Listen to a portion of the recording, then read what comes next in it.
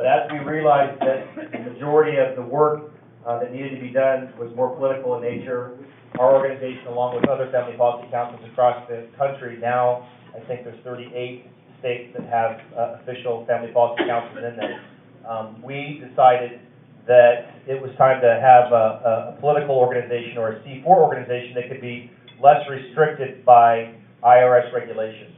And so the organization, Alaska Family Action, has the same board. I'm still the person in charge of that organization as well. We literally have to switch the light switch off and on when we have our board meetings because it has to be a separate nonprofit corporation according to IRS regulations. So the most important thing that we're doing in between now and November 6th is to focus on trying to recapture the Senate. And as most of you probably know, there's been a bipartisan coalition that's been at a crossroads with our issues from the very beginning in terms of the President, Gary Stevens, has said very clearly that our issues are off the table. And when he said the far-right issues are off the table, I knew very clearly what he was talking about. That's the issues that we deal with: sanctity of life, traditional marriage, religious liberty, school choice. Those are primarily the issues that we deal with. So I knew very clearly what he meant by that. I wasn't quite sure what he meant by the far-left issues. We still have to have a dialogue about that. I'm not sure. But those issues, I guess, are off the table, although some people would debate that. Ours certainly have been off the table in no uncertain terms with Hollis French in the judiciary and Betty Davis, head of the Health and Human Services. So I just want to say that it's been an interesting ride for the board as well to be able to switch over to more of a political nature in terms of we started as an organization that focuses on issues alone. And those don't change as Scripture doesn't change. It's eternal. And so there are truths that we can bank on a regular basis. But what we found was in going to some other conferences on a statewide basis, family policy councils were realizing the same thing that we were. They didn't necessarily have a bipartisan coalition, but they have some other kind of mess in their legislature. And they decided that it was time to be aggressive in using the leverage and the resources that they had to bring out the voter bloc of social conservatives. And so they did that and got behind a couple candidates and a couple races and were able to successfully turn entire legislatures, not just candidates or particular races, but entire legislatures. So with states like Iowa and Florida and Arizona, Pennsylvania, Indiana were the ones that come to mind initially. They had such success in bringing out the social conservatives as a C4 and partnering with the fiscal conservatives in their state that they were able to turn the entire legislative chamber and had phenomenal success in passing pro-family, pro-life legislation. So the rest of us said, we want to do the same thing. And so we started an effort called Reclaiming Juneau, which is something we've been kind of shopping around for a while now. We're involved, as you can see on your tables, in a couple campaigns.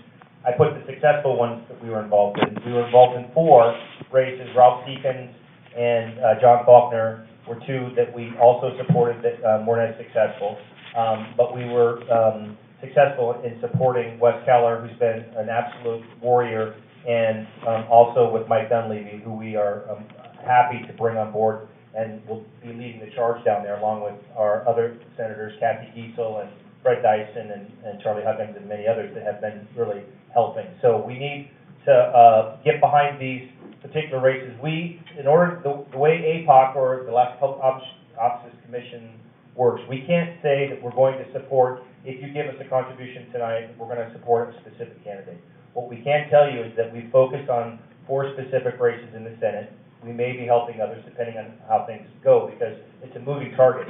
Kathy Giesel's race, as she'll tell you, has become quite competitive unexpectedly. And so we'll be looking at that race as well to see what we might be able to do to distinguish her as the solid pro-life, pro-family candidate that she is.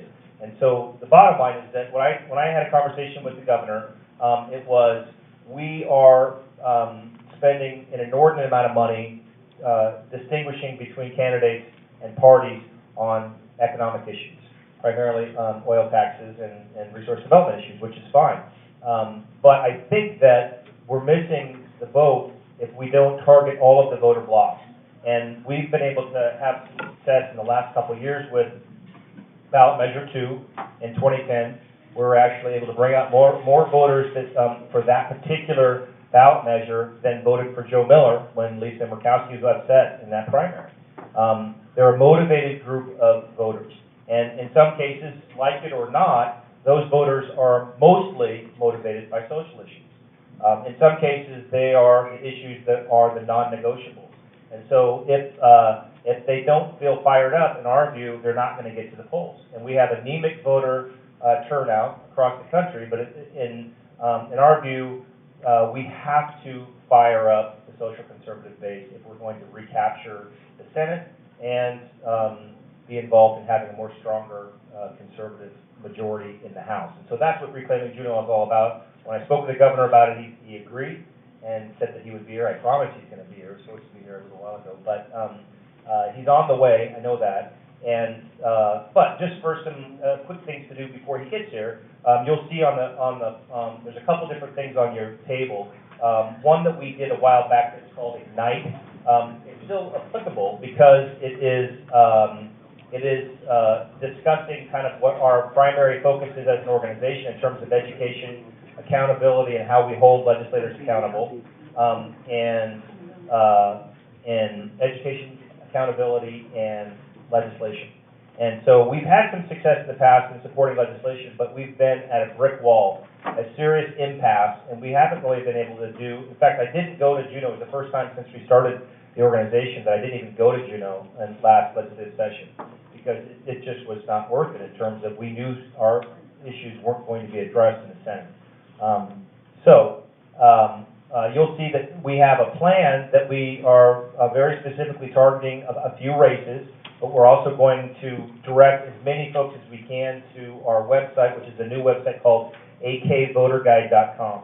And we'll be using that every year for our values voter guide. And we have the ability to track how many people are going to that site to download guides, and it's growing by leaps and bounds. Many of you may have seen on the easel, I had a poster board made of the Koch brothers. And I think it's important to mention this. It's nationally known, internationally known.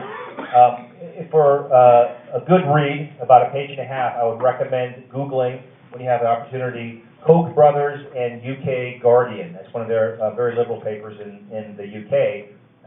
And essentially, what they did was, after the Kerry race, the Obama administration folks became very, very diligent and technically superior to the Republican Party and conservatives in terms of identifying data and really getting solid, good information on what makes their constituencies and what makes them tick and how they get to the polls. The first time it was actually utilized, and this is a multi-billion-dollar project on a national level, was during the Obama first term. And we can all vouch that that was successful. And so what happened was the Koch brothers realized that we have the ability to do the same. There's no reason why conservatives should be left behind, and that's always been the case technically. But so the last Family Policy Council conference that we went to, we were exposed to the governor is now walking in. The governor is in the House.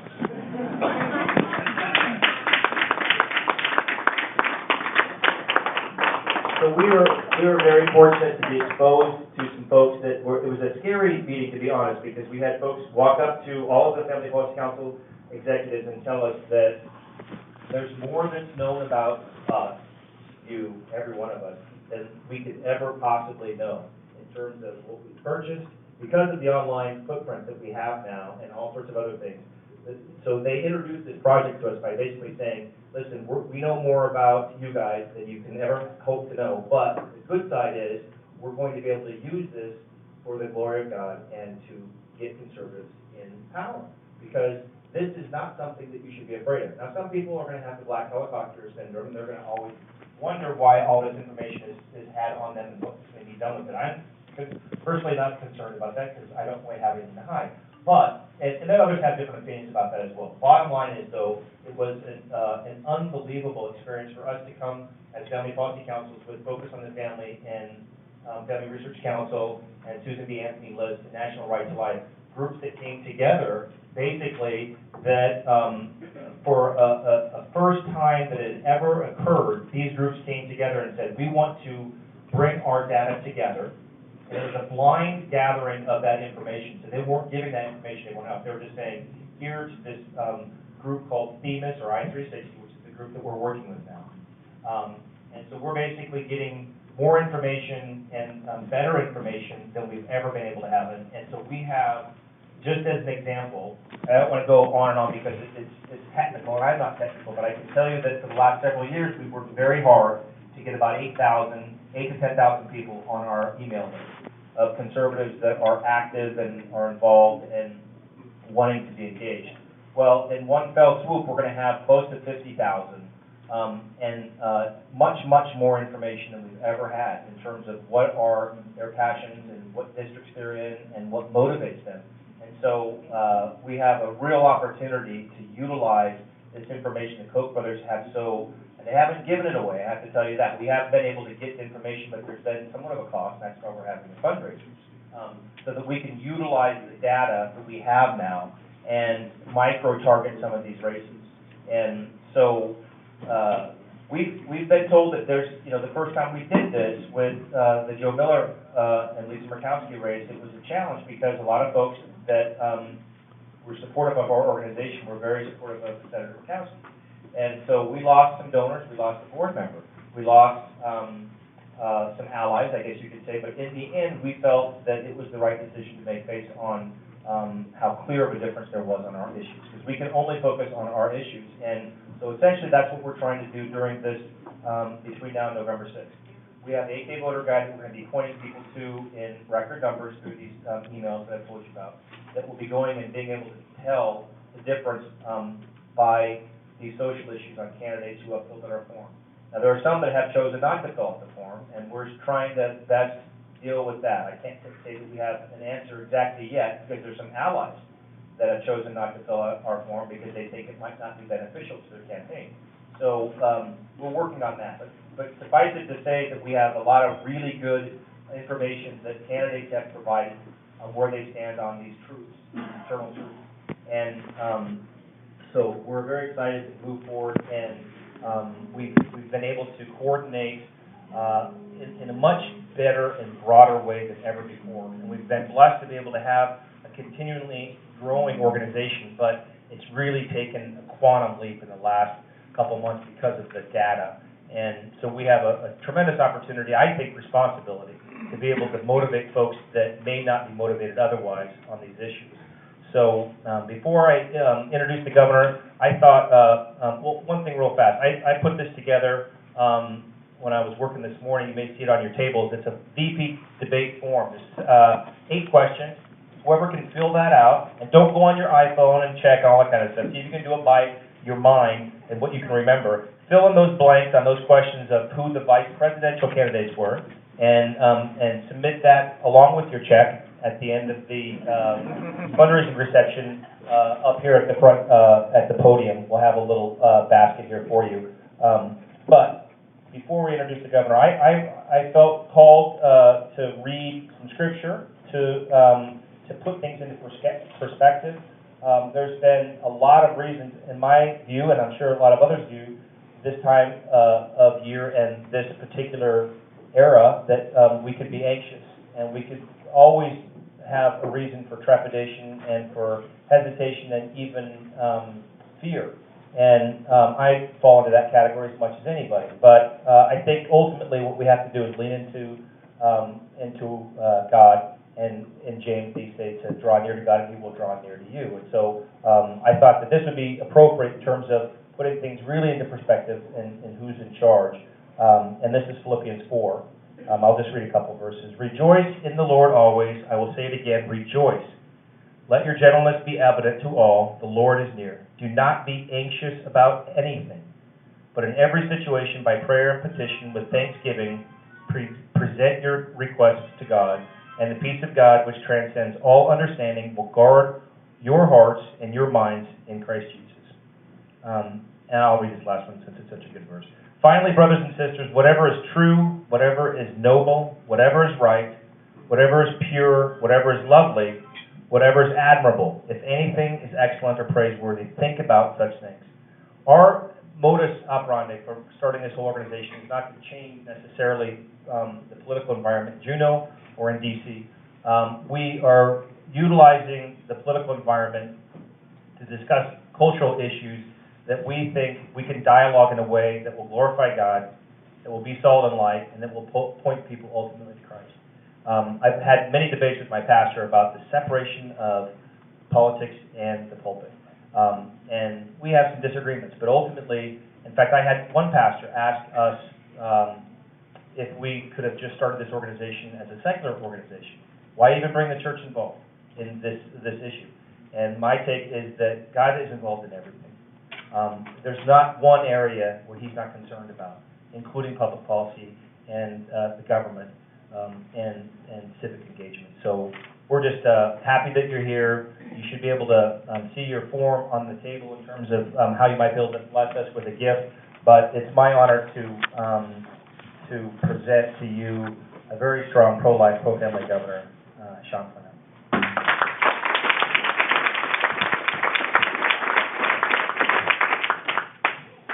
Well, thank you for having me and Sandy here. We're happy to be joining you for a few moments tonight. And we were listening to the vice presidential debate on the way over here, and so I can name the two vice presidential candidates right now if that will help with your quiz. But going back to Lyndon Johnson is a little bit of a stretch. So I want to say thank you for your support of Alaska Family Action and the Alaska Family Council. They provide an important voice, not only for the unborn, but for that perfect love that casts out all fear that he was speaking to. This goes beyond just pure politics. It goes to who we are as a people. If we are willing to stand for life as firmly as we are willing to stand for liberty, that is something that we each share in common and we each will do together. And I know that we share common ground on issues beyond that, but this past week we had a ruling from the Supreme Court. I'm not sure if you had a chance to speak to that. Did George do that? Yeah. Okay. So back when it was Senator Lehman and Senator Parnell, and we had the parental consent legislation, that ended up being thrown out. We ended up with parental notification legislation. The Alaska Supreme Court just ruled on that. They upheld the parental notification on constitutional grounds when it came to an equal protection challenge and a privacy challenge. It was upheld on those grounds. There were some disturbing findings of fact in the opinion. The judge found that in his view, there is no negative mental impact from an abortion. That's something that I think some of the moms I've talked to have found differently. The judge spoke to abortions effectively being medically safe. I think we all would have strong concerns over that kind of a statement. But I would urge you to take the time to read that opinion, understand it, but I did want to communicate that we will continue standing in support of life for all Alaskans, the unborn and the living. And I just appreciate your support of groups like Alaska Family Action, Alaska Family Council, to preserve our own life and liberty in the days and years ahead. I also want to commend something to you. Joanne Pantages, you had an outstanding op-ed piece that recently ran, and if you all get the chance to look at that, that was one of the most articulate pieces I've read on the topic. I cut it out and I saved it just so that I can refer back to it. And if you get a chance to read Joanne's column, I'd urge you to do it. So thank you. I urge you to give and give heartily tonight. Thank you. Thank you, everybody. We're going to now watch the vice presidential debate. For those of you who are interested, we promised we would make this short. You can mingle, and we'll have that going on if we can get it to work. We're hoping to have. Can we get Rob at the you know what? There is dessert over there. So mingle, please. And if you're able to make a gift, I just need to urge you to make it to Alaska Family Action so we can specifically use that for these races. God bless you.